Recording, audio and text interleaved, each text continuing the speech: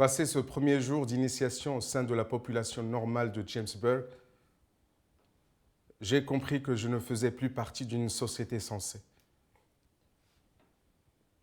Afin d'assurer ma fragile existence dans cette antichambre de l'horreur, il me faudrait oublier l'éthique et la morale, les convenances et le formalisme. Jamesburg engloutissait chaque once de force, de dextérité animale qu'un individu était susceptible de cultiver et prospérer sur elle.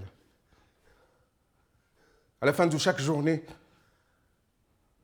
j'étais physiquement et mentalement épuisé, mais heureux d'en voir le bout et d'être encore en vie et de ne pas avoir eu à tuer quelqu'un pour jouir de ce privilège.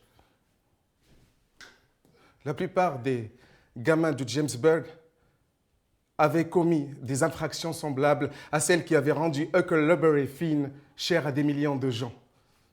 Reste que venant de nous, la société jugeait ces actes intolérables. J'ai été témoin de nombreux décès et tentatives de suicide de détenus dépités cherchant à échapper aux atrocités qu'ils subissaient.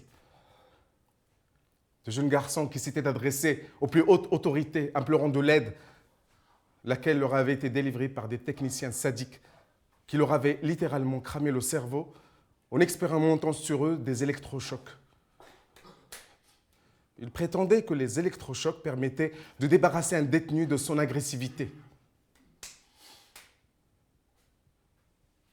Je ne cessais de me répéter que j'avais été trahi par les blancs pourvoyeurs de l'impartiale justice. J'en voulais amèrement à celle-ci de m'avoir confiné dans ce trou gangrené de New Jersey. Je méprisais les techniciens sadiques qui travaillaient là déguisés en gardiens de prison. Pour moi, les travailleurs de Jamesburg étaient plus vils que des hyènes putrides et à chaque fois que j'en avais l'occasion, je cherchais à leur rentrer dans le lard. Chacun de ces incidents valait invariablement une hospitalisation pour ce pouilleux et à moi, l'isolement dans une cage d'acier sans vêtements ni literie.